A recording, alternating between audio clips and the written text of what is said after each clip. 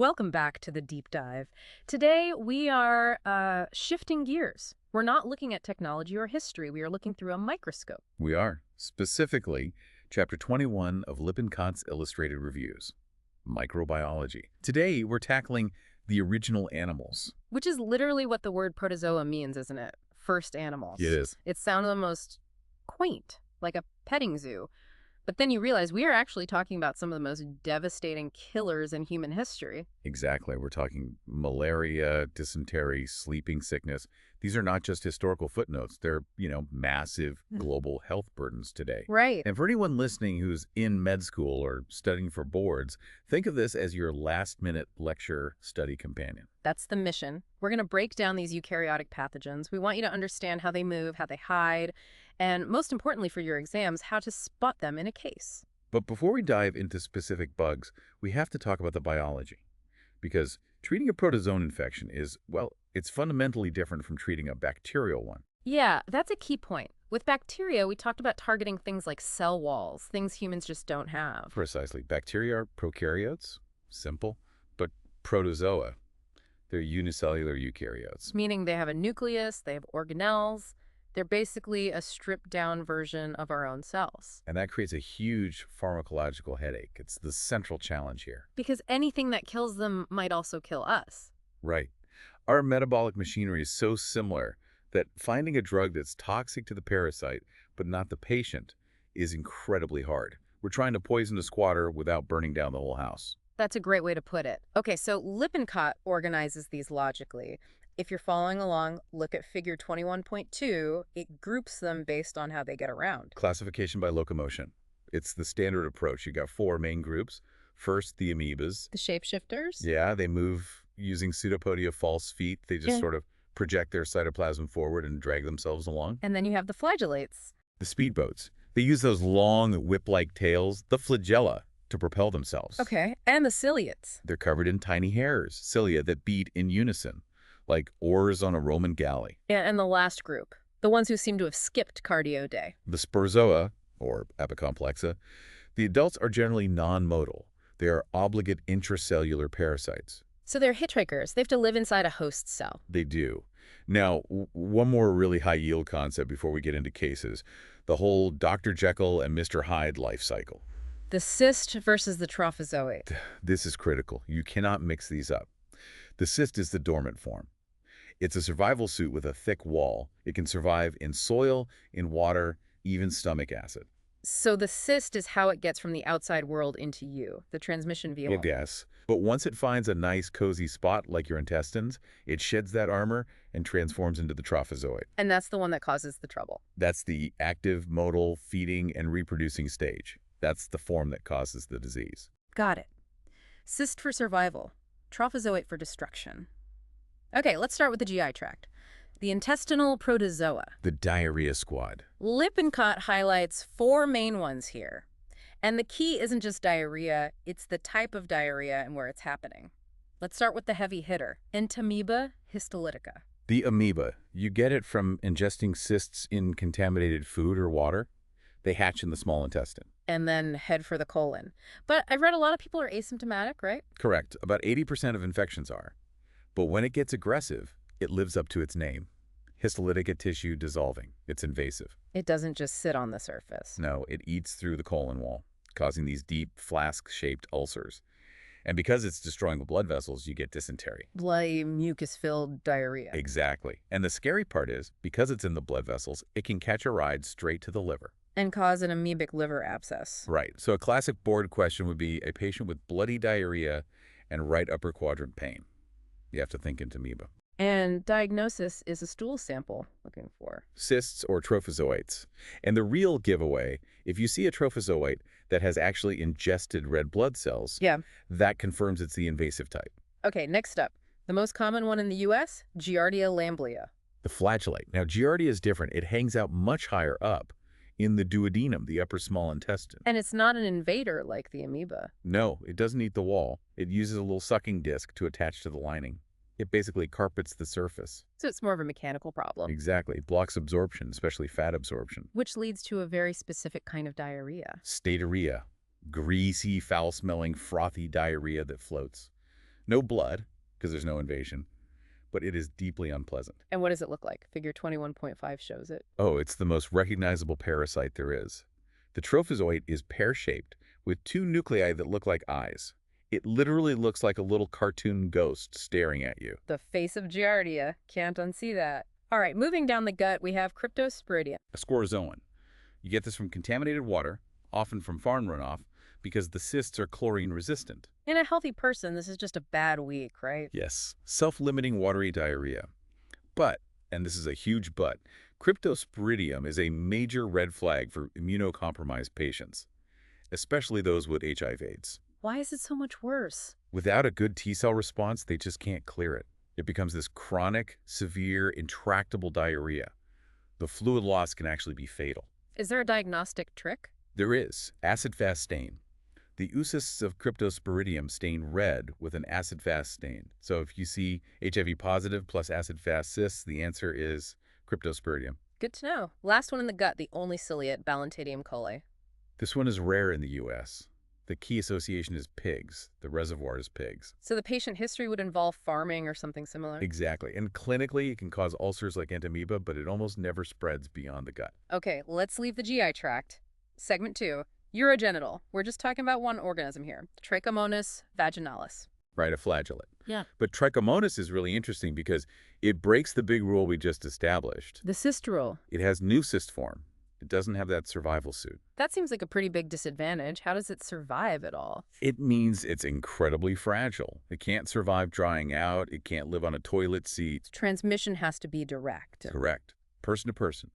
It's a sexually transmitted infection, an STI. And presents very differently in men and women. Men are often asymptomatic, but in women, it causes vaginitis with a very classic, copious, frothy, greenish-yellow, foul-smelling discharge. And there's a pH connection, too. Yes, a healthy vagina is acidic around pH 4. Trichomonas hates that. It thrives when the pH rises towards 6. I've also heard the term strawberry cervix. That's the classic buzzword. The inflammation causes these little red dots, punctate hemorrhages on the cervix. And for diagnosis, you just do a wet mount and look for the motile trophozoite zipping around. All right, buckle up. We're heading into the bloodstream, segment 3. The heavyweight champion, malaria. This is the big one. Caused by Plasmodium species, which are sporozoans. And the vector is, of course, the female Anopheles mosquito. Now, the life cycle, if you look at figure 21.9, looks incredibly complex. But for your exams, you just need to break it down into two phases, the liver and the blood. Okay, walk us through it. The mosquito bites you. And inject sporozoites. They go straight to the liver. This is the erythrocytic cycle outside the red cell. And during this liver phase, the patient feels fine. Completely asymptomatic. It's the incubation period. But then the liver cells burst and release thousands of merozoites into the blood. Now the erythrocytic cycle begins. And this is when things get bad. This is where the symptoms come from. The parasites invade red blood cells, feed on hemoglobin, replicate, and then rupture the RBC. And the rupture is what causes the fever and chills. It's the synchronization.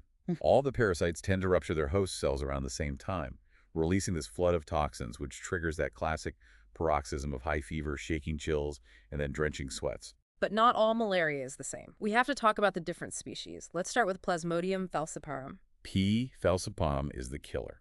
It's the most severe form. Why? What makes it so dangerous? Two main things. One, it infects red blood cells of all ages, leading to a huge parasite load and severe anemia. And two, it makes the infected RBCs sticky. Sticky. Yeah, they develop these knobs on their surface that make them adhere to the walls of small blood vessels. They clog up the microcirculation. You get blockages in the brain, kidneys. Exactly. Cerebral malaria, kidney failure. That's what makes it so deadly. Now compare that to P. vivax and P. ovale. They're milder, but they have a trick up their sleeve. They do. They have the hypnozoite, which sounds like something a magician would use. It comes from the word for sleep. Some of the parasites that go to the liver in vivax and ovale infections don't come out right away. They go dormant. They become hypnozoites. So you can treat the infection in the blood, the patient gets better. And then weeks, months, even years later, the sleepers in the liver wake up and the patient has a full-blown relapse. That has huge treatment implications then. Massive. You have to kill the sleepers. You need a drug called primaquine for what we call a radical cure. But, and this is a big warning, you can't just give primaquine to everyone. Absolutely not. You must screen the patient for G6PD deficiency first. If they lack that enzyme, primaquine will cause massive hemolysis. You'll make them much, much sicker. So Vivax means you need primaquine, which means you must check for G6PD first. That's a high-yield pathway. Spot on. And on a blood smear, like in figure 21.10, you're looking for that iconic ring form inside the red blood cells. Let's move to segment 4, other blood and tissue infections, starting with one that worries cat owners, toxoplasmosis. Toxoplasma gondii, a sporozoan. The definitive host, where it reproduces sexually, is the cat. Which is why pregnant women are told to avoid the litter box. Exactly. Humans get infected either from cat feces or, more often, from eating undercooked meat with tissue cysts. Once inside us, it has two forms. Fast and slow. The tachyzoites are the fast-dividing ones you see in an acute infection. The bradyzoites are the slow ones that form dormant cysts in muscle and brain tissue. For most of us, this is no big deal. But for a fetus? It's a torch-age infection. If a woman gets her first infection during pregnancy, the parasite can cross the placenta and cause blindness, hydrocephaly, and brain calcifications in the baby. Okay, next up, the trypanosomes. Let's do African versus American. African sleeping sickness is Trypanosoma brucei. The vector is the tsetse fly. And it goes to the brain, hence the name. Right, it crosses the blood-brain barrier and causes lethargy, confusion, coma, and death. In the American version, Chagas disease. Trypanosoma cruzi. A vector is the reduvid bug, the kissing bug. And the transmission here is, well, it's pretty disgusting. The bug bites you, usually on the face, and then defecates on the wound. Oh, that's awful. The parasite is in the feces. You wake up, you scratch the itchy bite, and you rub the infected poop right into your own skin. Horrifying. And the long-term effects of Chagas are different. It's a chronic disease.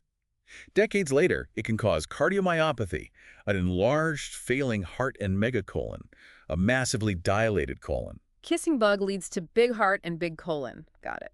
Now, Leishmaniasis. Vector is the sandfly. Leishmania invades macrophages and becomes what's called an amastigote. That's the diagnostic form. And it causes skin ulcers. It can cause cutaneous ulcers, yes, or mucocutaneous, where it eats away the nose and mouth, or visceral, called cala-ezar, where it attacks the liver and spleen. Last one in this group, often confused with malaria, babesiosis. Babesia microti. It also infects red blood cells, but the vector is the Ixodes tick. The same tick as Lyme disease. So you often see co-infection. And on a slide, to tell it apart from malaria, you look for the Maltese cross. Ah, figure 21.15. It's a tetrad. 4 parasites in a little cross shape inside the RBC. Malaria never does that. It's your diagnostic clincher. All right, finally, segment 5. The stuff of nightmares. The brain-eating amoebas. These are free-living amoebas. The one you hear about is Naegleria fowleri. Causes PAM, primary amoebic meningoencephalitis. Right. Affects healthy people swimming in warm, fresh water. Right. The water gets forced up the nose. And the amoeba uses that as a direct highway to the brain. It crosses the cribriform plate and crawls right into the frontal lobe. And a prognosis is just terrible. It is almost uniformly and rapidly fatal. And the other one, acanthamoeba, is for contact lens wearers. Yes. A warning not to use tap water to clean your lenses. It can get in the eye and cause a severe, painful corneal infection called keratitis. Okay, that was a huge amount of ground. Let's do a quick last-minute lecture recap. I'll give a clue, you give the bug. Let's do it. Bloody diarrhea, liver abscess. Entamoeba histolytica. Fatty, foul-smelling diarrhea, that little face in the scope. Giardia lamblia. Watery diarrhea in an HIV patient, acid-fast positive. Cryptosporidium. An STI with no cyst form, frothy discharge. Trichomonas vaginalis. Fever cycles, sticky RBCs, cerebral malaria. Plasmodium falciparum. Relapsing malaria needs primaquine. Plasmodium vivax or oval. Pregnant woman, cats, fetal brain calcifications. Toxoplasmosis. Kissing bug, megacolon. Chagas disease. Trypanosoma A cruzi. hick bite, Maltese cross in an RBC. Babesia. And swimming in a lake, water up the nose, fatal meningitis. Naegleria fowleri. You nailed it. You know, when you step back, it's just a humbling look at how complex these life cycles are. They really are. They've evolved to navigate from insects to humans, from acidic stomachs to blood cells. They're just masters of adaptation. And it really shows that medicine isn't just about the patient. It's about the entire environment. Absolutely. Preventing these diseases is often about sanitation, mosquito nets, cooking meat properly, and just understanding the vectors. It's where microbiology meets ecology. Well, we hope this helps you crush your next exam, your boards, or just makes you a little bit smarter on your next rounds. Keep studying and stay curious. Thanks for listening to the Last Minute Lecture Team on the Deep Dive. We'll see you next time.